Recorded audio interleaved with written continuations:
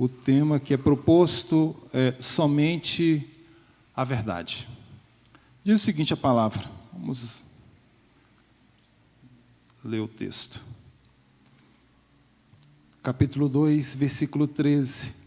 Entretanto, devemos sempre dar graças a Deus por vós, irmãos amados pelo Senhor, porque Deus vos escolheu desde o princípio para a salvação, pela santificação do Espírito e fé na verdade, para o que também vos chamou mediante o nosso Evangelho, para alcançardes a glória de nosso Senhor Jesus Cristo.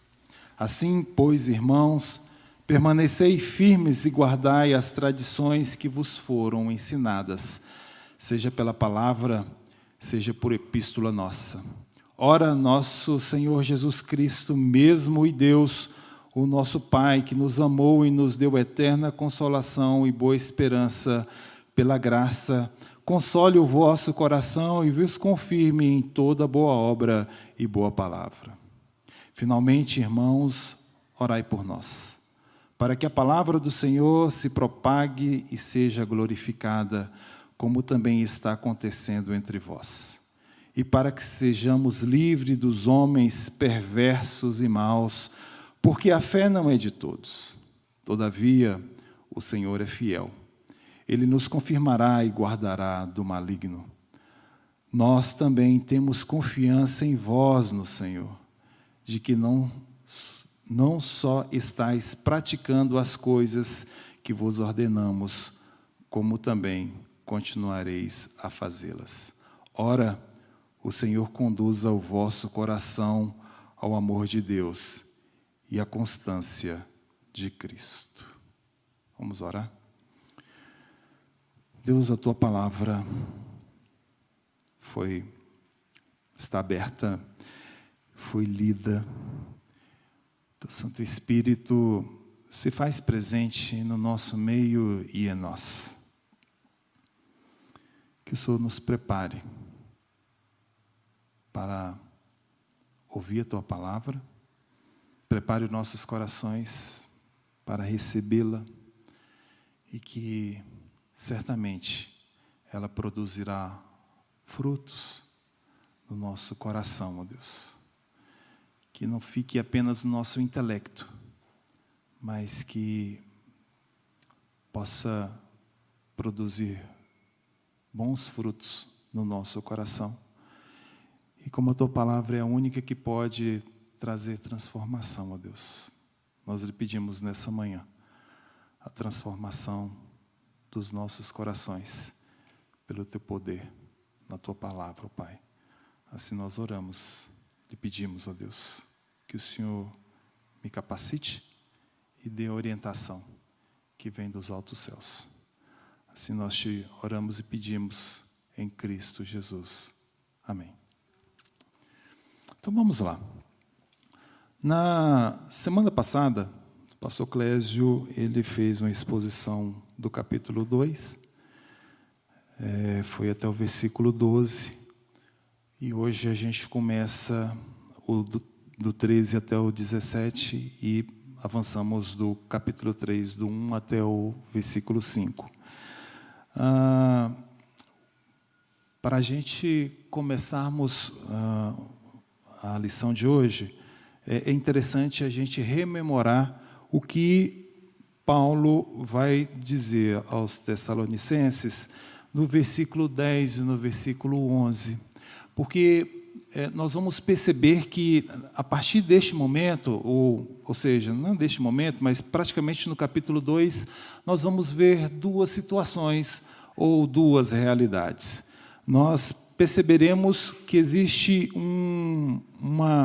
ele vai fazer uma comparação daqueles que são de Cristo, que foram escolhidos por Cristo, daqueles que são filhos da perdição.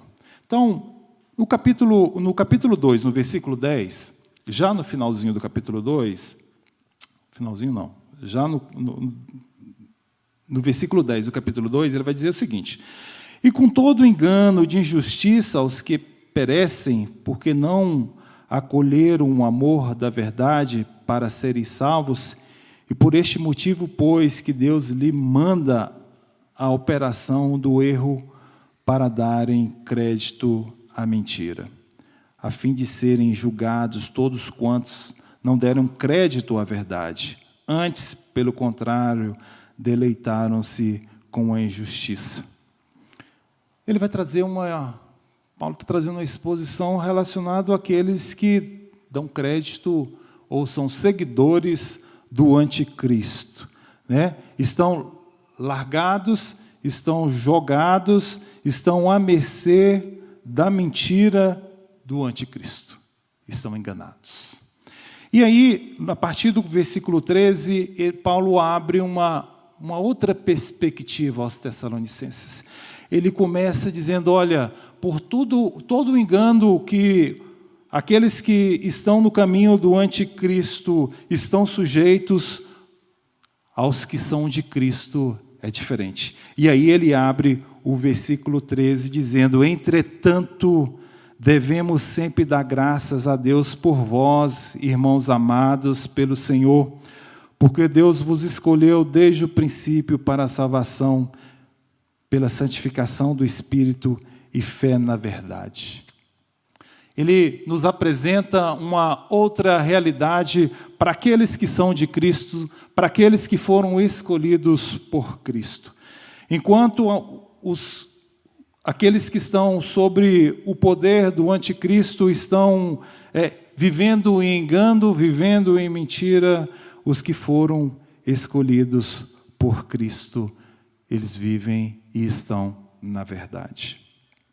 E aí algumas lições, a partir do versículo 13, Paulo vai ensinar aos Tessalonicenses e também certamente nos ensina nessa manhã. Mais uma vez, Paulo vai trazer a questão da eleição divina. Ele vai trabalhar esse tema para com os Tessalonicenses, para dizer a importância, o privilégio de sermos eleitos. E muitas vezes nós olhamos a eleição, ora com certa desconfiança, ora olhamos com um certo desdém, porque nós não valorizamos de fato o que é ser eleição. Ora, nós nos valemos da eleição até mesmo para justificar os nossos pecados. E quando, na verdade, nós temos algumas posições equivocadas relacionadas à eleição. Então, Paulo vai nos ensinar, nesse versículo 13, algumas questões sobre a eleição divina. A primeira lição que Paulo nos ensina é que a eleição divina é uma verdade revelada. Muitas denominações, muitas ramificações, até mesmo das igrejas evangélicas, trazem algumas questões relacionadas à eleição. Então, a primeira situação que Paulo nos ensina é que a eleição é uma verdade divina revelada. Não tem como nós irmos contra, não tem como nós negarmos a eleição divina. Ela é uma verdade, ela está nas Escrituras, né? O versículo 13, ele diz, entretanto, devemos sempre dar graças a Deus por vós, irmãos amados, pelo Senhor, porque Deus vos escolheu desde o princípio para a salvação, pela santificação do Espírito e fé na verdade. A eleição, ela é revelada. A eleição, ela não é um segredo, é uma revelação divina. Deus nos escolheu, Deus nos chamou, Deus nos quis para Ele. E não nos cabe, neste momento, dizer por que Deus escolhe um em detrimento a outros.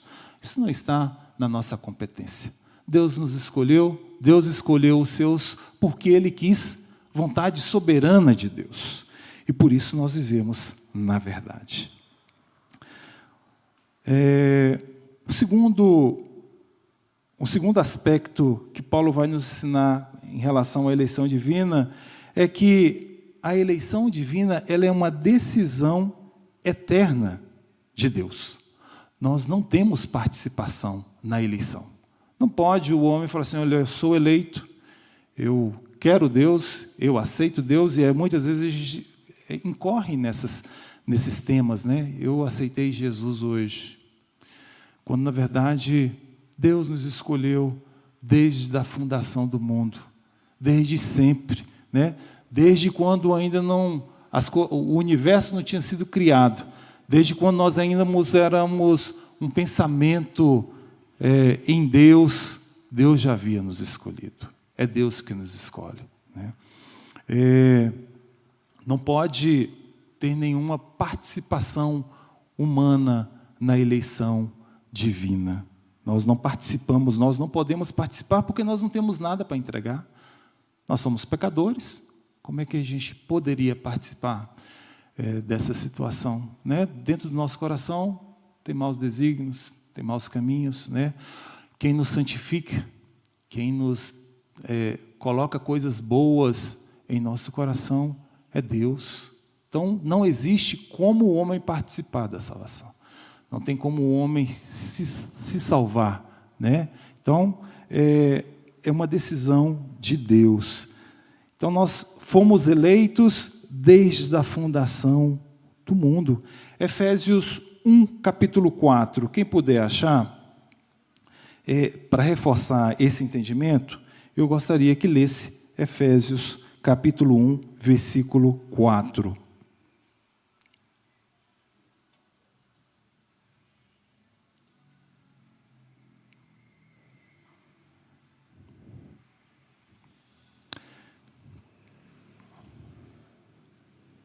Alguém achou?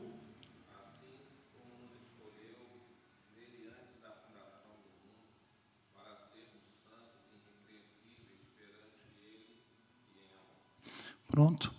Nós somos escolhidos desde a fundação do mundo. Fomos escolhidos, nós não escolhemos ninguém, nós não fizemos a opção por Jesus.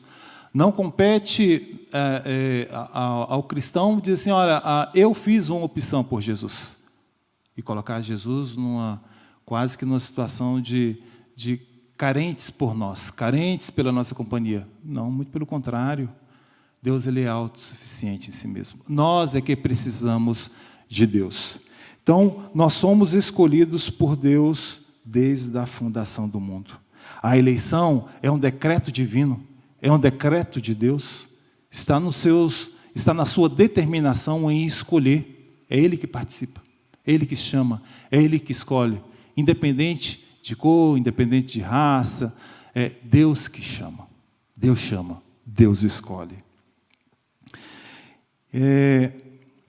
Por ser uma decisão de Deus, nós devemos sermos conforme a Jesus. Algumas vezes, na ministração, eu tenho o costume de dizer que nós devemos ser parecidos com Jesus. Na verdade, parecido cada vez mais com Jesus. Nós, na verdade, não é parecidos com Jesus, nós temos que ser como Jesus. Esse é o nosso desafio, como eleitos, né, como filhos de Deus. Nós não temos que ser parecidos, mas nós temos que ser como Cristo Jesus. O caráter de Jesus. Nós temos que refletir essa verdade em nossas vidas, a vida de Jesus em nós, para sermos como Jesus. Quando a gente fala que a gente quer ser parecido com Jesus, certamente isso para nós também serve como um subterfúgio, né? Porque a gente tenta e não consegue. Aí a gente fala, bom, eu jamais vou ser como Jesus. E a gente desiste, né? Mas deve ser o nosso caminhar e a nossa vontade, aí eu tenho que ser como Jesus é. Para que haja mudança do nosso caráter, para que haja mudança das nossas atitudes. Então, muito mais que sermos parecidos com Jesus, deve ser o nosso anseio sermos como Jesus. Então, a eleição divina, ela revela a verdade, é a verdade divina revelada, é uma decisão eterna de Deus. A eleição divina, ela é pessoal e não coletiva, né? E aí, olha o versículo 13, vai dizer, entretanto, devemos dar sempre graças a Deus por vós, irmãos amados, Porque Deus vos escolheu. O chamado, ele é individual. O chamado não é coletivo. Muitas vezes a gente tem a falsa percepção, ou então a gente faz uma interpretação equivocada daquele versículo,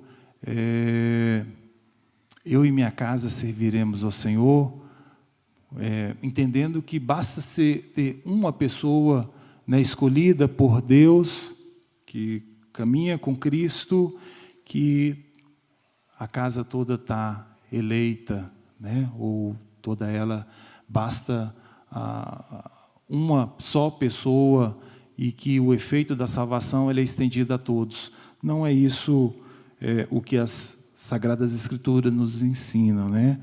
Porque Deus vos escolheu. O chamado ele é individual, né? Cada um tem um chamado por Deus. Nós lemos no Salmo 147 que Deus chama as estrelas pelo nome.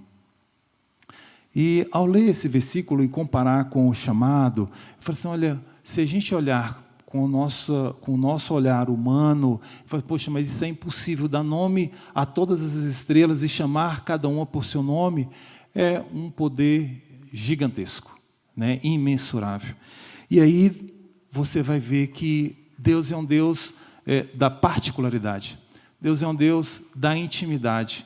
Não, comparando os dois versículos, não tem como nós dizermos que Deus é um Deus do coletivo. Deus nos trata de forma individual. Deus nos chama individualmente. Deus nos conhece individualmente, até mesmo nas nossas falhas. Então, a eleição divina, ela é pessoal. Acho que a gente precisava de valorizar um pouquinho mais nesse sentido e pensarmos que nós fomos escolhidos por Deus. Deus escolheu cada um. Deus escolhe a cada um, chama pelo nome, atrai pelo nome. Difícil seria da gente entender e compreender o amor de Deus se Deus chamasse o coletivo. Vou chamar só o pessoal de Brasília para ser salvo. Ou então vou chamar só Israel para ser salvo. É o coletivo, né? Está no geral, né? E aí a gente pode se sentir menos importante, diferente de quando nós somos tratados individualmente. Algumas vezes eu entendo que nós somos negligentes com o Evangelho porque nós não percebemos a intimidade de Deus para conosco.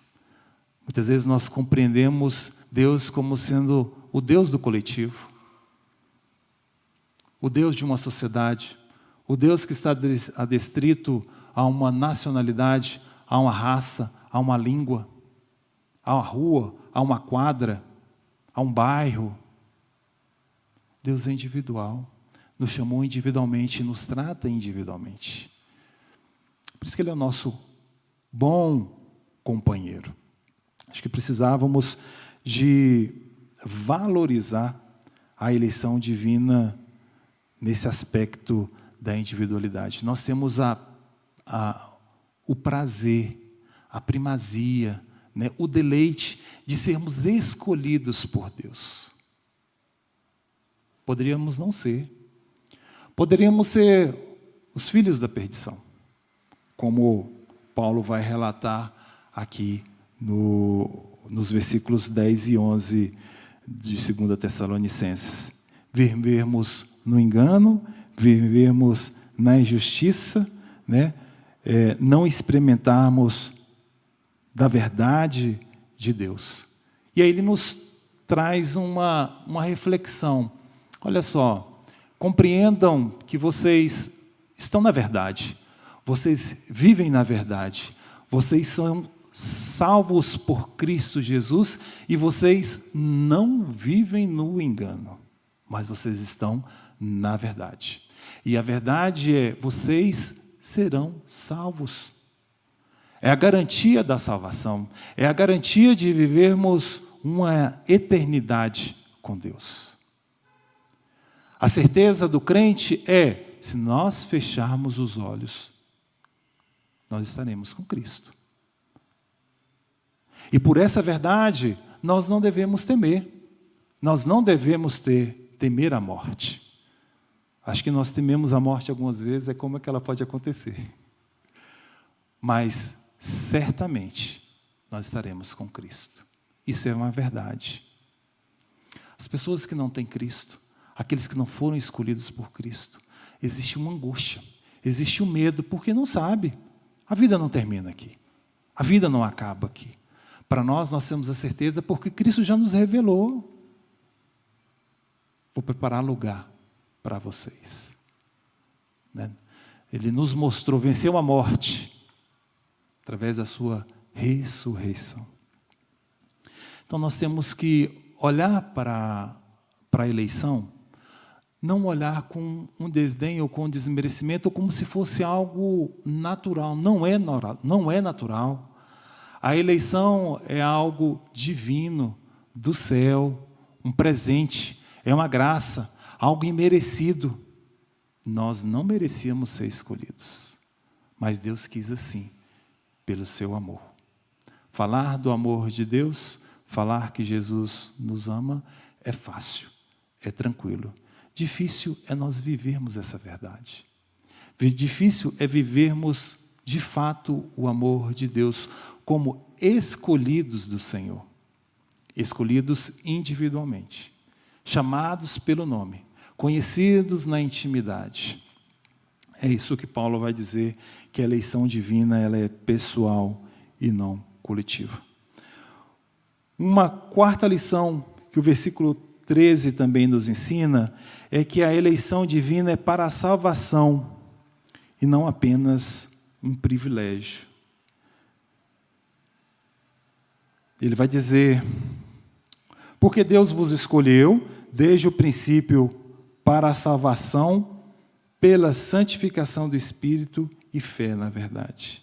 A eleição é para a salvação e não um privilégio. Aqueles que, é o nosso caso, né? Que entendemos que a teoria da predestinação, que somos predestinados. Para a gente, isso, muitas vezes, nós carregamos isso como um privilégio, né? Eu sou salvo, fui escolhido por Deus, eu não preciso de fazer mais nada, não preciso como eu não preciso de contribuir, então, do jeito que eu estou, que eu faço, que eu deixo de fazer, eu não vou perder a minha salvação de forma alguma. Mas nós temos que entender, e que Paulo vai nos ensinar, é que a eleição é para a salvação. E nós não devemos carregar a eleição como uma medalha no pescoço, né? Como se ostentássemos um privilégio. Privilégio ela é, né? Não podemos esquecer isso. Mas nós não podemos destacar o privilégio diante da salvação. Nós somos eleitos para sermos salvos, para que nós não venhamos a perecer eternamente, mas que possamos estar com Deus na eternidade. Uma outra lição que Paulo nos ensina no versículo 13 é que a eleição divina, ela não estimula o relaxamento moral, mas ela é confirmada pela santificação do Espírito e na fé, na verdade. Falar em eleição também, falar em predestinação, e aí algumas vezes nós entramos em algumas discussões, em alguns debates, quando nós falamos, olha, uma vez eleito, uma vez escolhido, nós não perdemos a salvação. E em função disso, nós começamos a ter alguns vacilos na nossa conduta moral. A eleição não nos permite isso. Aqueles que acham que são salvos e por tal situação, por tal motivo, ele pode fazer o que der na cabeça, ele pode sair praticando as maiores loucuras, que ele pode se entregar o seu corpo ao pecado, ao deleite da carne. Isso é uma inverdade e ele vive no engano. os eleitos não sentem prazer no pecado. A predestinação, em momento algum, nos abre um leque ou nos abre uma oportunidade de vivermos no pecado. Se somos salvos, nós somos salvos para viver em santidade. E o anseio e a vontade dos predestinados e dos salvos são para viver em santidade. Se o pecado ainda lhe agrada e você peca de forma deliberada, alicerçado na predestinação, é bom fazer uma análise. De repente você pode estar enganado. De repente eu posso estar enganado. Né? De repente nós podemos estar enganados. A predestinação não traz nenhum relaxamento moral. Muito pelo contrário, ela vai exigir mais e mais de nós. E isso é triste, porque nós estamos vivendo numa sociedade onde nós precisamos de viver a palavra, a verdade. E nós estamos usando a predestinação para justificar os nossos erros. De repente pode ser por isso que nós não conseguimos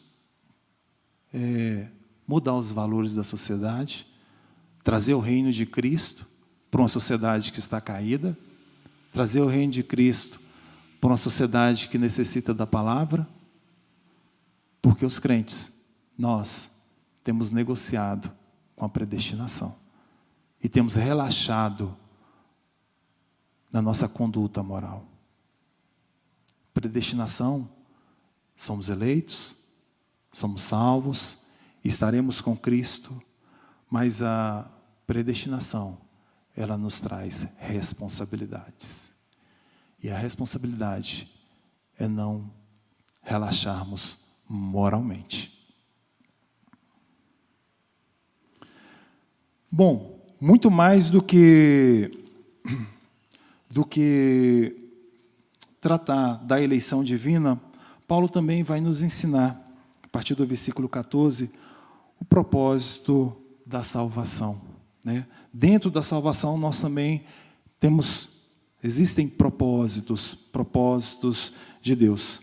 A primeira lição que Paulo nos ensina quanto ao propósito da salvação é que a salvação é para que possamos alcançar a glória de Cristo. Deus nos chama pelo Evangelho. Versículo 14, para o que também vos chamou mediante o vosso Evangelho, para alcançardes a glória do nosso Senhor Jesus Cristo. O propósito da salvação é alcançarmos a glória de Cristo. Não sermos parecidos, mas sermos como Cristo.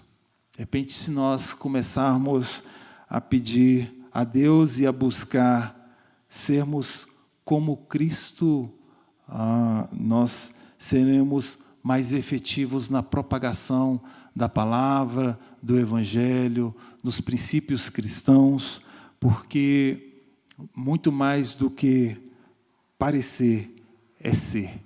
Precisamos ser como Cristo. Né? O propósito, uma segunda lição que Paulo vai nos ensinar relacionado ao propósito da salvação, é que os eleitos, eles devem permanecer firmes até o fim. Se compararmos o versículo 15 com o versículo...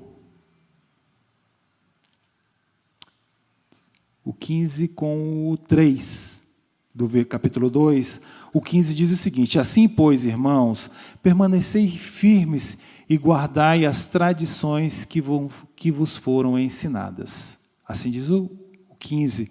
Paulo pede para que os eleitos permaneçam firmes e guardai as tradições. Firmes aqui no sentido de que faça diferente, não negocie os seus princípios, não negocie os valores cristãos, né? Porque o versículo 3, ele diz o seguinte: ninguém de nenhum modo vos engane, porque isso não acontecerá sem que primeiro venha a apostasia e seja revelado o homem da iniquidade, o filho da perdição. Então, quando nós fazemos a comparação do 15 com o 3, nós vamos ver situações distintas. Enquanto nós temos a certeza, os eleitos têm a certeza no capítulo 15, que é para permanecer firmes e guardar as tradições, no 3 ele vai dizer assim: olha, ninguém de nenhum modo vos engane, porque isso não acontecerá sem que primeiro venha a apostasia e seja revelado o homem da iniquidade. Então, nós temos o engano, né, vivido pelos aqueles que conhecerão e são do filho da enganação, né, do anticristo, com aqueles que estão com Cristo, que foram escolhidos por Cristo. Um vive no engano, aqueles que são do anticristo, e o outro devem permanecer firmes, porque são de Cristo. Então a gente pode fazer esse paralelo nesses dois textos. Uma outra lição que podemos aprender com o propósito da salvação é que os eleitos, eles devem guardar as tradições. Versículo 15: permanecei firmes e guardai as tradições que vos foram ensinadas, seja por palavra, seja por epístola nossa. Nós devemos compreender que quando nós trabalhamos nesse texto, quando Paulo fala guardar as tradições, eu não estou dizendo, e ele não está dizendo, que nós devemos observar os costumes, bem porque Jesus bateu muito na questão dos costumes dos judeus. Paulo também faz algumas considerações e também, de certa forma, ele vai bater muito na questão dos costumes. Mas aqui, na verdade, o costume é a verdade, é o Evangelho, é a palavra, é um modo de viver, é uma vida com Cristo, é uma vida em Cristo. É isso que nós devemos guardar, mais do que nunca. Guardar a verdade, guardar a palavra, guardar o ensino da sã Escritura. É isso que Paulo exorta aos Tessalonicenses: guarde as tradições. Não misture, propague a verdade, viva a verdade. Não negocie os seus princípios, não negocie os valores cristãos. Nós não podemos interpretar isso como tradições culturais, não. Mas são os valores, a verdade que a palavra de Deus nos ensina. E aí o versículo 16, ele continua falando sobre os frutos da salvação. Então nós temos o que seria a eleição, né, os benefícios e o que é a eleição. Ele vai falar dos benefícios e os propósitos da salvação e vai encerrar o 16 e o 17 tratando dos frutos da salvação. Primeira lição que Paulo vai nos ensinar quanto aos frutos da salvação, dos versículos 16 e 17, é que os salvos recebem o amor do Pai e do Filho, né? Ora, nosso Senhor Jesus Cristo, mesmo e Deus, o nosso Pai, que nos amou e nos deu eterna consolação e boa esperança pela graça. Então, os salvos recebem o amor do Pai e recebem o amor do Filho. Receber o amor de Deus, nós recebemos o amor de Deus. E aí, isso tem que causar alegria e conforto ao nosso coração, porque se Deus nos chamou de forma individual, Deus nos amou e nos ama também de forma individual, né? Deus nos ama, nós devemos valorizar esse amor de Deus para com nós, né? Para você como pessoa, né? Que recebe o amor do Pai e recebe o amor do Filho. Uma outra lição, quanto aos frutos da salvação, é que os salvos recebem eterna consolação. Somos consolados, né? Nós temos a eterna consolação. Ainda que haja dor, ainda que haja pranto, ainda que haja incertezas neste mundo, né? Nós temos a eterna consolação. Imagine se nós não tivéssemos sido eleitos por Cristo, se Deus não tivesse nos eleito, não tivesse nos chamado. Qual seria o nosso consolo? Quem iria nos consolar? Nós sabemos que o que o mundo tem para nos dar como consolo, ele é passageiro, ele é pequeno, né? Ele é faceiro, ele é raso, passa. Mas o consolo de Cristo, ele é um consolo eterno. Ainda que haja dor, ainda que haja luta, ainda que haja lágrimas, né? O consolo de Cristo, ele é eficiente. Um outro fruto da salvação é que os salvos recebem boa esperança, né? Deu eterna consolação e boa esperança pela graça, né? A palavra esperança, por si só, ela já nos traz bons sentimentos, né? Diante da angústia, diante das incertezas, quando nós temos esperança, parece que o quadro, a cena muda um pouco. Mas aqui Paulo trabalha um pouquinho com a palavra esperança. Não só a esperança, mas ele traz, olha, a boa esperança. Um fruto da salvação, muito mais do que consolação, é que ele traz também boa esperança pela graça. Esperança porque merecemos? Esperança porque somos bonzinhos? Não. Esperança pela graça, por algo que é imerecido. O último fruto da salvação, exposto aí por Paulo no capítulo 16 e 17, é que os salvos são confirmados em toda boa obra e boa palavra. O 17, console o vosso coração e vos confirme em toda boa obra e boa palavra. E quando fala em obra, quando fala em palavra, mais do que, aliás, não só por palavra, mas quando a gente fala em boa obra, a gente entra e tratando de eleição, predestinação, de escolhidos. Quando a gente fala em obras, é muito comum a gente escutarmos que, para os espíritas, eles são salvos pelas obras, né? Quanto mais fazem, quanto mais produzem, quanto mais são bonzinhos, quanto mais amparam os velhinhos, quanto mais amparam as crianças, quanto mais ampara os necessitados, mais um ponto ele ganha para a sua salvação. E a gente sabe que não é bem assim, as coisas não funcionam dessa forma.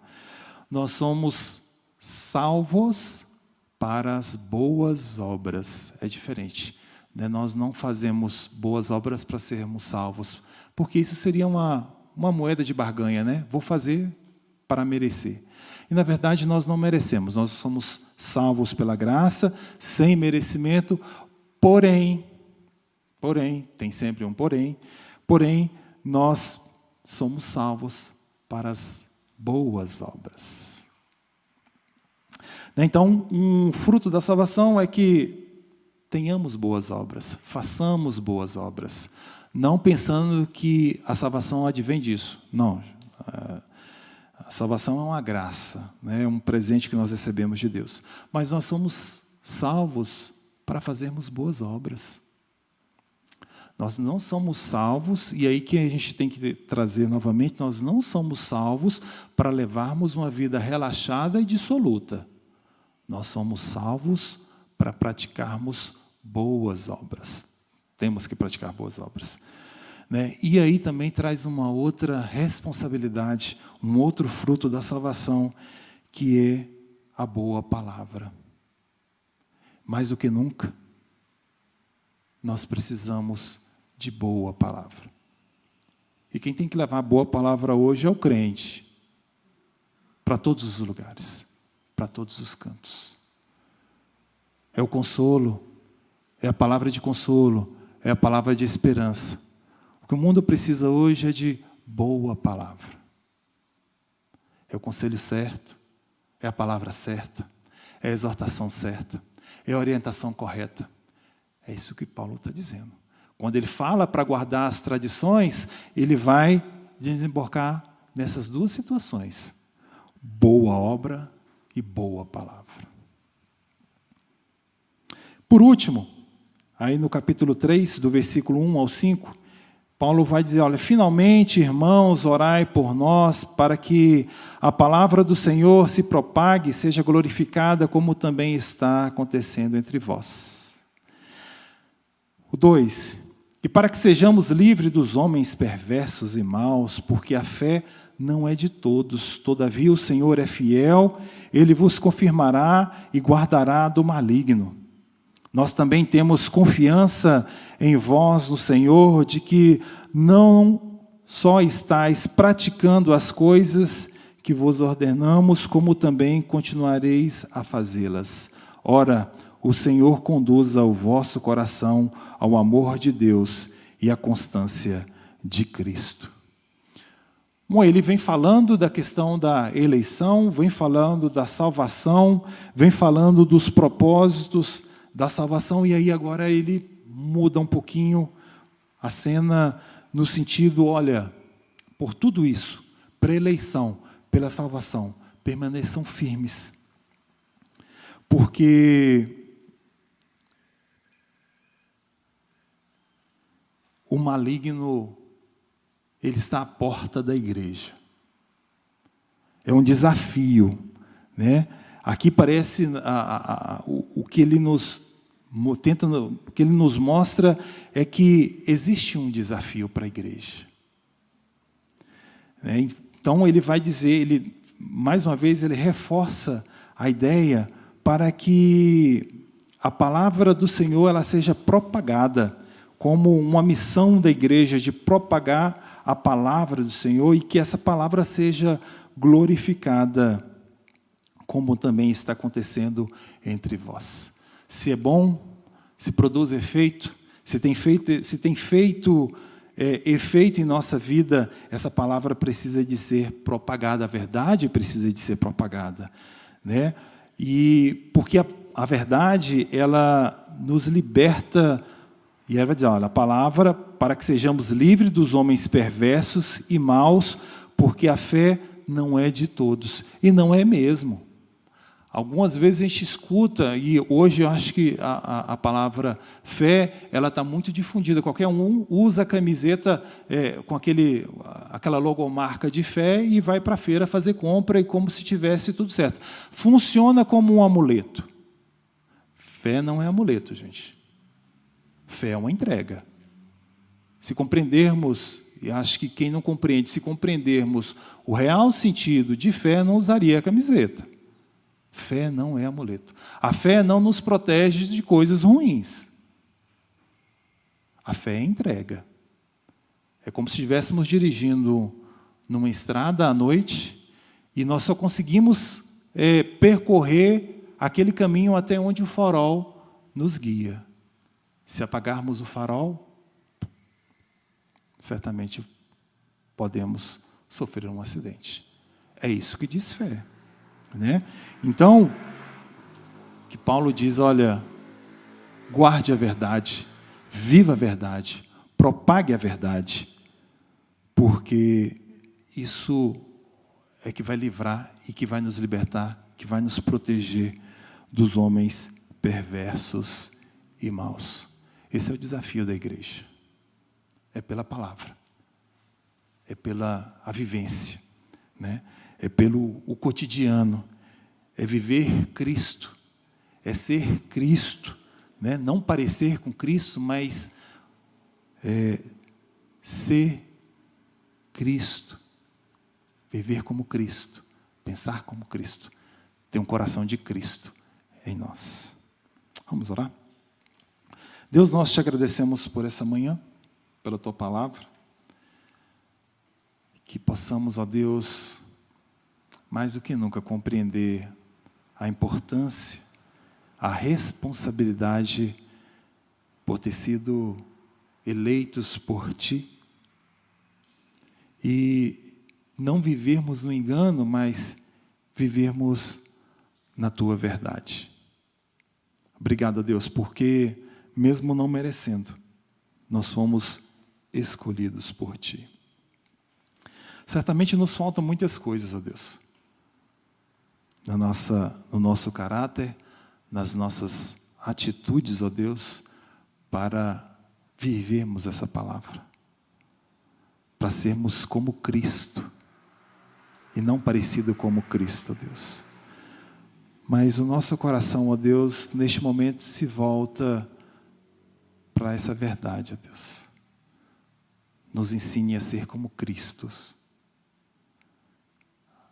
a agir como Cristo, a pensar como Cristo.